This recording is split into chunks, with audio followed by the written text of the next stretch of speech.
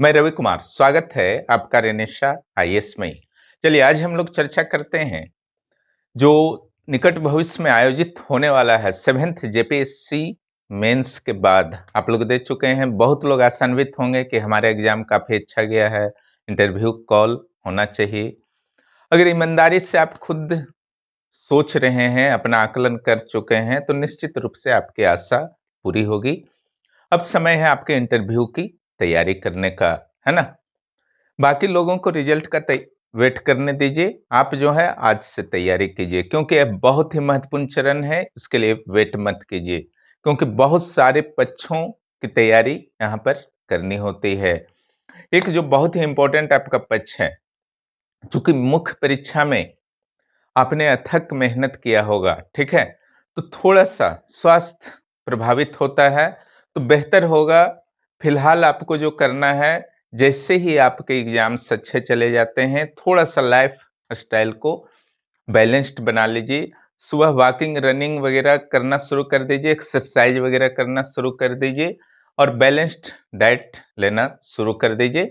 तो अगले 1-2 महीना में जो भी लॉस हुआ था मुख्य परीक्षा के दौरान, वह आपका फिटनेस जो है रिकवर हो जाएगा और बहुत बेहतर रहेगा इंटरव्यू के दृष्टिकोण से। 1 सप्ताह पहले आप अलर्ट होते हैं स्वास्थ्य के प्रति, तो बहुत ज्यादा लाभ देखने को नहीं मिलेगा, ठीक है। इसको आप लोग जरूर ध्यान रखें। तो आज हम लोग कुछ प्रश्नों पर चर्चा करेंगे, ठीक है, जो इस बार 7वीं जेपीएससी इंटरव्यू के लिए अत्यंत महत्वपूर्ण हो सकते हैं, ठीक है। ऐसे तो बहुत सारे प्रश्न हैं जो संभावित हैं, अलग अलग कैंडिडेट्स के लिए भी कुछ विशेष प्रश्न भी हो सकते हैं, लेकिन अधिकांश ऐसे प्रश्न होते हैं जो सभी कैंडिडेट्स के लिए समान हो सकते हैं, ठीक है। तो ऐसे प्रश्नों की सैकड़ों ऐसे प्रश्नों को मैं आदर्श उत्तर सहित कि क्या आपको उत्तर देना चाहिए, मैं प्रोवाइड करा रहा हूं। खुद तैयारी कीजिए और अगर नहीं कुछ समझ में आ रहा है तो निश्चित रूप से इस इंटरव्यू प्रोग्राम को ज्वाइन कर लीजिए, काफी लाभ होगा, ठीक है। इसी प्रकार 11वें जेपीएससी के प्रीलिम्स की जो तैयारी कर रहे हैं भविष्य को देखते हुए, या फिर मुख्य परीक्षा की तैयारी कर रहे हैं जिनका पीटी पर अच्छा खासा कंट्रोल है, आंसर राइटिंग नहीं कर पाए थे पिछली बार तो कुछ गड़बड़ी हुई थी, तो आंसर राइटिंग करना चाहते हो, या सीजीएल के पेपर 3 की तैयारी करना चाहते हो, उन उसकी भी पूरी व्यवस्था है। आंसर राइटिंग प्रतिदिन शुरू हो चुकी है 11वें जेपीएससी की, और आंसर राइटिंग जो है आपके सफलता का आधार है। इस बार जिन्होंने अच्छी तरह से आंसर राइटिंग किया था, उनका टाइम मैनेजमेंट एग्जाम हॉल में काफी अच्छा रहा और अच्छा एग्जाम दे करके आए हैं, ठीक है। इसलिए बेहतर होगा अगर आपका प्रीलिम्स बार बार क्लियर हो रहा, मुख्य परीक्षा में आप फंस रहे हैं, तो आज से आंसर राइटिंग शुरू कीजिए। जिनको प्रीलिम्स में ही प्रॉब्लम है तो प्रीलिम्स की तैयारी भी आप आज से शुरू करें। खुद करते हैं तो ठीक है, समस्या आ रही है तो जुड़ जाइए, आपका सारा समस्या सॉल्व हो जाएगा। अब इंटरव्यू की बात करते हैं, ठीक है। देखिए इंटरव्यू में जो आपका होता है, जब आप वहां पर साक्षात्कार कक्ष में प्रवेश करेंगे, तो निश्चित रूप से आपको शुरुआत में जो बोर्ड के मेंबर्स हैं वो प्रयास करेंगे कि आपको नॉर्मल किया जाए, ठीक है। कुछ सामान्य प्रश्नों पर चर्चा कर सकते हैं। यहाँ पर प्रश्नों की प्रकृति को अगर देखा जाए तो फैक्चुअल भी हो सकते हैं, कंसेप्चुअल भी हो सकते हैं, जो तर्क आधारित होते हैं, ठीक है। अब जहां तक उत्तर की बात है ना, तो फैक्चुअल प्रश्न का तो सिंगल उत्तर होता है, स्टेबल उत्तर होता है, ठीक है। जैसे फॉसिल पार्क कहाँ है, तो उसका तो आंसर सिर्फ और सिर्फ आपका साहेबगंज होगा। उसमें तो चर्चा तर्क वितर्क कुतर्क का तो कोई स्थान है नहीं, ठीक है। लेकिन झारखंड के विकास की क्या चुनौतियां हैं, ओके, और इसका समाधान क्या है, इसके बहुत सारे पक्ष आयाम हैं, ठीक है। एग्जाम में मुख्य परीक्षा में भी आया था, है ना। तो पहले प्रश्न फॉसिल पार्क कहाँ है, ठीक है, या फिर भद्रकाली का मंदिर कहाँ है, या फिर झारखंड का जन घनत्व कितना है। इंटरव्यू बोर्ड के सदस्य आपसे आशा रखते हैं कि झारखंड के छोटी छोटी जानकारियां आपके पास होनी चाहिए, आप बता पाए। लेकिन चूंकि वो फैक्चुअल है, हो सकता है एट ए टाइम आपके दिमाग से कोई भी जानकारी निकल गई, ठीक है, तो वहां गलत नहीं बताना है, आप सॉरी बोल सकते हैं, ठीक है। यानी कि चुप नहीं रहना है कि एकदम मुंह बंद कर लिए डर से कि अब नहीं आता है तो क्या होगा, हमारा लाइफ बर्बाद हो गया, ठीक है। आप उसी दिन के लिए आप इतना मेहनत कर रहे थे, उस 20 मिनट को आप बर्बाद नहीं कर सकते हैं, चाहे जो हो जाए। फुल कॉन्फिडेंस लेके जाइए, है ना, कि हमको एनी हाउ कोई भी प्रश्न आएगा, हम बेहतर और संतुलित जवाब दे करके रहेंगे, छोड़ेंगे नहीं, ठीक है। दिमाग में एकदम इसको बैठा लीजिए और उसके लिए आज से प्रयास करना होगा, तब ये चीज दिमाग में आसानी से बैठेगा। नहीं तो दिमाग जो है, अब बैठाने का कोशिश कीजिएगा और बाहर फेंकता रहेगा। तैयारी कीजिए इसलिए, है ना। तो एक पक्ष हुआ जो फैक्चुअल, मैक्सिमम चांस है कि आप तैयारी करके जाएंगे तो ऐसा नहीं कि बहुत डीप से और भयानक टाइप का क्वेश्चन पूछेंगे, वो नहीं, है ना। जनसंख्या घनत्व, टोटल प्रखंड की संख्या, मुख्यमंत्री, वित्त मंत्री, ठीक है। कुछ इस टाइप का प्रश्न आपका रह सकता है। आपके जिले के डीसीएसपी का नाम भी अगर जिला का कुछ किसी प्रकार से उनको जानकारी हो गया तो पूछा जा सकता है। तो निश्चित रूप से इसका आंसर मैक्सिमम का आपका आना चाहिए। कुछ का नहीं आता है, सॉरी बोल दीजिए, अगले प्रश्न का वेट कीजिए। लेकिन जब सेक्शन आ जाता है कि झारखंड के विकास की क्या क्या चुनौतियां हैं और इससे कैसे आप दूर करेंगे, इसमें चुप रहना, सॉरी बोलना, ठीक है, ये बहुत ही गलत इंपैक्ट जाएगा इंटरव्यू बोर्ड पर, हमेशा याद रखिएगा, ठीक है। क्योंकि झारखंड के विकास की चुनौतियां सैकड़ों हैं, ठीक है। उनमें से अगर एट ए टाइम 4-5 आप नहीं बोल सके, ठीक है, तो इसका बहुत ही नेगेटिव इंपैक्ट होगा, मार्क्स आपके घटेंगे फिर इंटरव्यू में। क्यों नहीं बोल पाएंगे? ऐसा नहीं है कि आपके पास नॉलेज नहीं है, मुख्य परीक्षा आप क्लियर करके गए हैं, इंटरव्यू में नॉलेज तो है, पक्का है, ठीक है, आप बोल सकते हैं। क्यों नहीं बोल पाए? इसलिए नहीं बोल पा रहे हैं क्योंकि आप नर्वस हैं, वार्तालाप नहीं कर पाते हैं 4-5 लोगों के साथ, खास करके उन लोगों के साथ वार्तालाप नहीं कर पाते हैं जो आपसे सीनियर अधिकारी की तरह हैं, है ना। तो फिर इंटरव्यू बोर्ड वाले भी ना सोचेंगे कि जब ये मीटिंग में बैठेगा, है ना, डीसी, मुख्यमंत्री, मुख्य सचिव के साथ, तो फिर तो ये कुछ बोल ही नहीं पाएगा अपने कार्यालय के लिए, अपने क्षेत्र की जनता के संदर्भ में क्या क्या समस्याएं हैं, तो कुछ मुद्दा ही नहीं उठा पाएगा, ठीक है। इसलिए ये सब में चुप नहीं रहना है, समाधान पूछा जाएगा, है ना। समाधान तो सिंपली आप बोल सकते हैं, ठीक है, वो भी कोई बड़ा मैटर नहीं, चुप नहीं रहना है, पहला स्टेप हुआ। दूसरा स्टेप, है ना, अब चुनौतियां में भी और समाधान में भी, ठीक है, जैसे हुआ हुआ ना इस बार, उत्तर तो सारे लोग लिख करके आए, जो भी थोड़ा बहुत पढ़ के गए थे, राइटिंग किए या नहीं, ठीक है, उत्तर तो लिख करके आए हैं, है ना। क्योंकि जब वहां 3 घंटा बैठे हैं तो कुछ ना कुछ करेंगे। बहुत को यह भी फीलिंग नहीं हो पा रहा कि हम अच्छा लिखें कि खराब लिखें, उत्तर तो लिख दिए हैं, ठीक है। अब सिंधु घाटी सभ्यता ही आपका आया था या फिर महात्मा गांधी की भूमिका, बहुत ही पॉपुलर क्वेश्चन बना इतिहास में, ठीक है। तो यहां पर मैटर अब करता है लिखने का तरीका। सिंधु घाटी की सभ्यता को आपने कैसे लिखा, किसी और ने कैसे लिखा, आपका प्रेजेंटेशन कैसा था, किसी और का प्रेजेंटेशन कैसा था, आपने अपनी बातों को, अपने ज्ञान को किस तरीके से रखा कि परीक्षक वहां पर अच्छी तरह से, उनको बहुत ही इजी हो जांचने में, ठीक है। 2 से ढाई मिनट, 1 मिनट में आपके कॉपी को किस, आपके आंसर को किस तरीके से वो जांच सकते हैं, इस सुविधा क्या आपने प्रदान किया, ठीक है। अगर आपने प्रदान किया है तो भले ही हजारों में से सिर्फ आपका एक कॉपी अच्छा है तो भी आप ही को नंबर मिलेगा, ठीक है।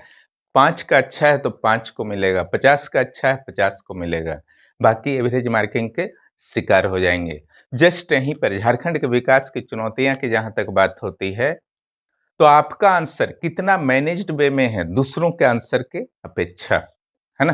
हालांकि उनका प्रश्न अलग हो सकता है, लेकिन जब आप बोलते हैं आपके लाइंस संतुष्ट, सॉरी, आपके लाइंस जो है अरेंजमेंट, लाइन अरेंजमेंट जो है काफी बेहतर होते हैं, सुनने वाले को अच्छा प्रतीत होता है, अच्छा मार्क्स मिलेगा, ठीक है।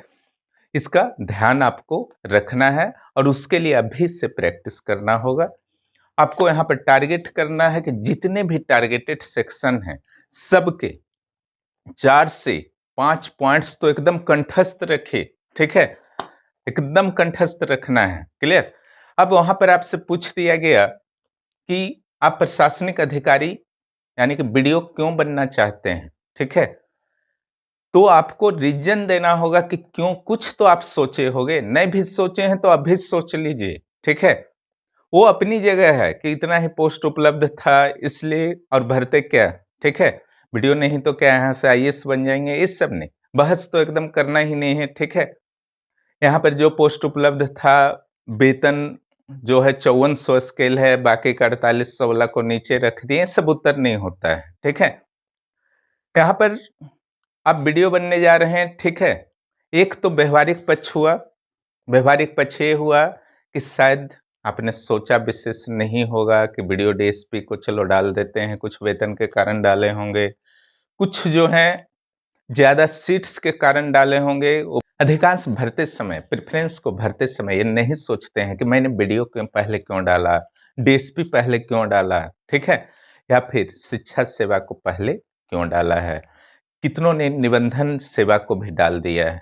अब उनको समझ में ही नहीं आ रहा कि पहला रैंक में अब ये निबंधन सेवा को मैंने डाल दिया है। अब अगर पूछ पूछ लिया जाता है बोर्ड के द्वारा कि आपने निबंधन सेवा को फर्स्ट, और उनका एकदम पक्का क्वेश्चन रहेगा, है ना?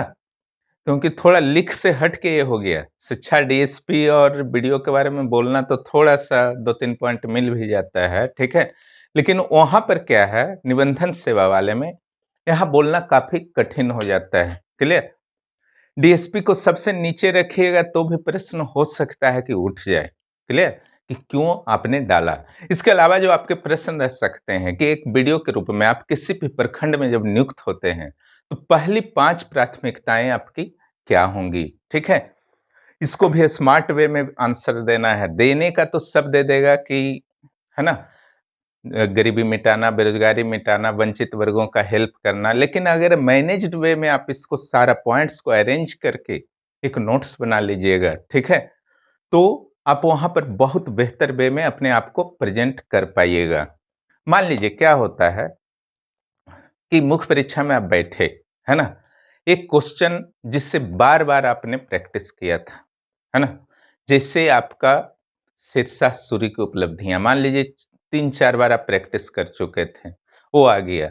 देखते ही आपके मन में एक आत्मविश्वास आ जाता है, चलो अब लिखते हैं इसको, ठीक है? काफ़ी कॉन्फिडेंस से आप लिखिएगा, कहाँ पर क्या अरेंज करना है, सारा 1 सेकंड में सारा चीज़ दिमाग में आ जाएगा।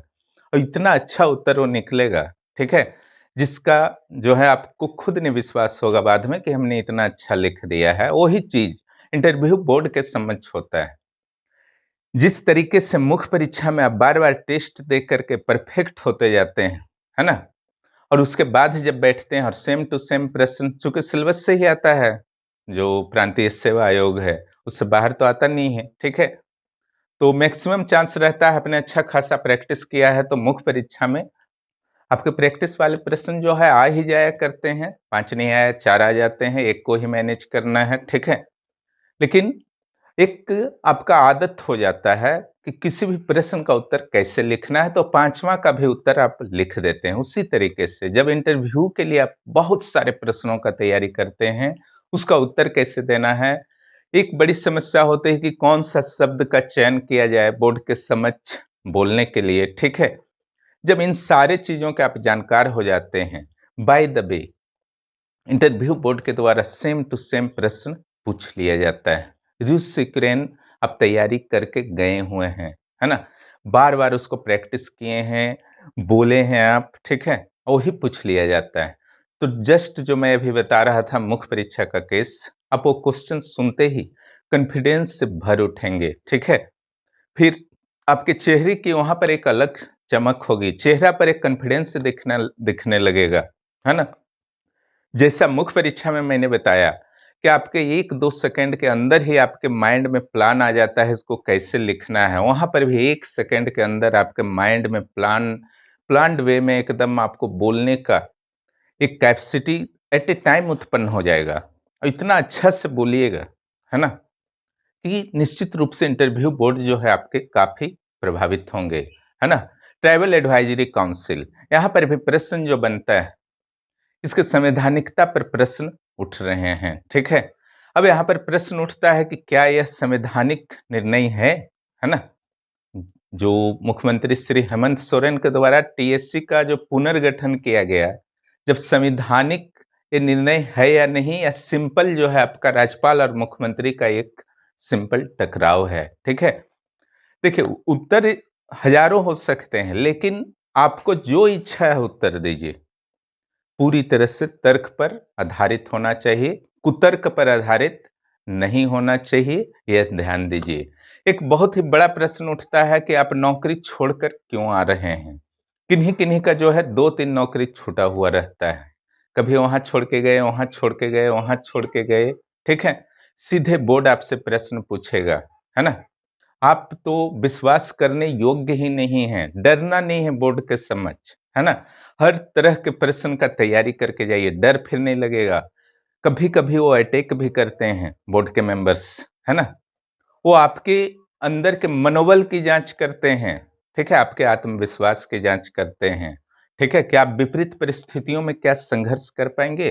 क्लियर। क्योंकि जब आप एक ऑफिसर बनते हैं, तरह तरह की चुनौतियों का सामना आपको करना पड़ेगा, तो उस 20-25 मिनट में उसी चीज का टेस्ट करते हैं वो, ठीक है। वो बोलेंगे आप पर कैसे विश्वास करें, ठीक है।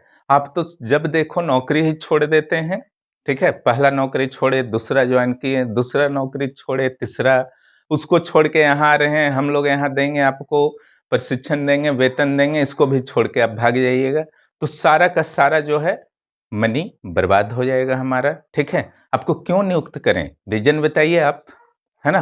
वो आपको मौका दे रहा है बोर्ड, क्लियर, कि अपना पक्ष को, अपने स्टैंड को आप क्लियर कीजिए, है ना। क्यों विश्वास करें आप पर, ठीक है। ऐसा नहीं कि बोर्ड आपको लेना नहीं चाहता है, वहां पर हाथ पांव फुला लेना है, चेहरा सुखा लेना है, सब नहीं करना है, ठीक है। इसका भी उत्तर है, ठीक है। उत्तर इसका भी मैंने दे दिया है। तो यहाँ सिंपल सा आपका है कि यहाँ पर उस चीज में भी आपको सकारात्मक तत्वों को बताना है, ऐसे प्रश्नों से भी नहीं घबराना है, ठीक है। उनको बताइए कि आप में योग्यता और क्षमता इतनी है कि मैंने अलग अलग जगहों पर वर्क किया है, ठीक है, अपना बेस्ट दिया है, सभी कर्तव्यों का निर्वहन किया है सर, है ना। इन चीजों को बताइए, ठीक है। और इन सभी चीजों से मुझ एक अनुभव प्राप्त हुआ है, और इस अनुभव का लाभ निश्चित रूप से जब मैं झारखंड में अधिकारी बनता हूं, तो यहाँ के राज्य के विकास में मैं यूज कर सकता हूं। इसके अलावा यह भी आपको बताना है कि प्रत्येक व्यक्ति के द्वारा अपने जो बेहतर अवसर की तलाश की जाती है, जो उसकी योग्यता के अनुसार हो, ठीक है। क्योंकि अगर योग्यता के अनुसार हम वर्क नहीं करते हैं, तो निश्चित रूप से जो भी योग्यता हमने अर्जित की है, उसका पूरी तरह से यूज नहीं हो पाता है, और देश के आर्थिक विकास में हमारी योग्यता का पूरी तरह से यूज नहीं हो पा रहा था। इसलिए मैंने हर बेहतर अवसर का प्रयोग किया है, ठीक है। इसके अलावा आप मौलिक कर्तव्यों का भी उल्लेख कर सकते हैं, जिसमें कहा गया है कि व्यक्तिगत और सामूहिक उन्नति के द्वारा, ठीक है, देश और समाज की उन्नति में आप सहायक बने, ठीक है। तो इस कर्तव्य को भी मैं पूर्ण कर रहा हूं, तो आपसे वो पूरक प्रश्न पूछ सकते हैं, ठीक है। तो फिर यहां से बेहतर अवसर मिलेगा तो आज आप चले जाएंगे, ठीक है। तब सीधे बोल दीजिए, ठीक है, कि तत्कालीन परिस्थितियों के अनुसार मैं निर्णय लूंगा या लूंगी, ठीक है। ज्यादा दबाव अगर डालते हैं, पूछ लेते हैं आईएएस मिलेगा, तो बोल दीजिए हाँ, अगर आईएएस मिलता है तो मैं निश्चित रूप से ज्वाइन करूंगी, क्योंकि वह भी मेरी मेरी योग्यता पर आधारित होगा, और ज्यादा बेहतर अपने देश, राज्य और समाज के लिए कर सकूंगा, ठीक है। तो इस तरीके से आप उत्तर दे सकते हैं, हर प्रश्न का उत्तर होता है, घबराना नहीं है, ठीक है।